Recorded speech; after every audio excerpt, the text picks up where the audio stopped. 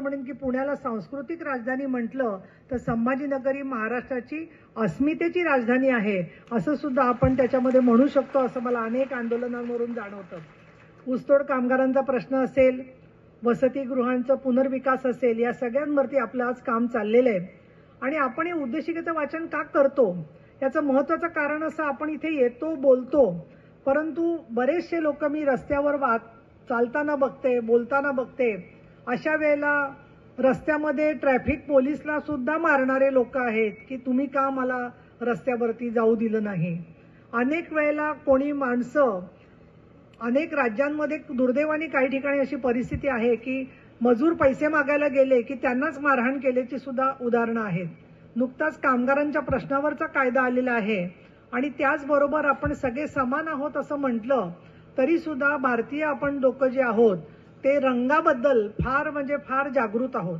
आपल्या शेजारी जर का एक अतिशय गोरापान माणूस येऊन बसला, म्हणजे सगळ्यांचं असं होत नसेल पण बऱ्याच लोकांचं असतो वर्णद्वेष, तर त्याच्याबद्दल जेवढं चांगलं वागतील तेवढा काळा असा माणूस जर का येऊन बसला तर बहुतेक जणांना पत्नी गोरी पाहिजे असते आणि मुलींना नवरा गोराच पाहिजे असतो. आता आपल्या देशामध्ये बघा तुम्ही, वंशभेद, वर्णभेद, जातीभेद आणि जातीभेदातून होणारी तरीही काही स्वेच्छाविवाह असतील तर त्याच्यासाठी सुद्धा सामाजिक न्याय विभागाने परिपत्रकं काढलेली आहेत की त्यांना काही त्रास झाला तर त्यांना सुद्धा मदत करण्यासाठी म्हणून आपण सगळे कटिबद्ध आहोत.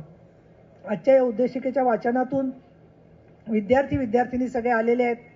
जी श्रीकांत यांनी मगाशी बोलत असताना सांगितलं की बऱ्याच ठिकाणी विद्यार्थी विद्यार्थिनींना माहिती असली तरी सुद्धा ते प्रत्यक्षात आणताना आपण जेव्हा समाज माध्यमांवरती उपयोग करतो त्यावेळेला मात्र दुसऱ्या माणसाचे काही अधिकार आहेत याचा आपल्याला विसर पडतो आणि ज्या काही कॉमेंट्स केल्या जातात त्याच्यामध्ये बिन नावाच्या ज्या कॉमेंट्स असतात त्या काही नावानी कॉमेंट्स केलेल्या असतात आणि त्याच्यामध्ये सहजगत्या एकमेकाला कोण गेंडा म्हणतो तर कोण एक डुक्कर म्हणतो, म्हणजे समोरचा माणूस आहे हेच आपण विसरून गेलेला असतो कारण सामाजिक माध्यमांचा चष्मा आपण लावलेला असतो.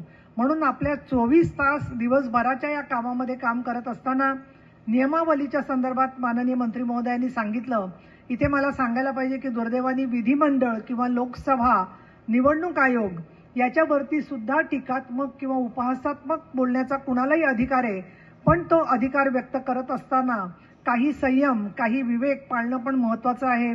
कालच माझ्या वाचनामध्ये आलं की विधान परिषदेबद्दल पण काही लोकांनी, एका व्यक्तीने अशी बरीचशी काही उलटीसुलटी विधानं केलेली आहेत आणि मग ही माणसं जेव्हा आम्ही हक्कभंगासाठी त्यांना बोलावतो त्यावेळेला येऊन ताबडतोब माफी मागतात कारण मग जेलमध्ये जायला नको आणि बोलायचं ते त्यांनी बोलून ठेवलेलं असतं.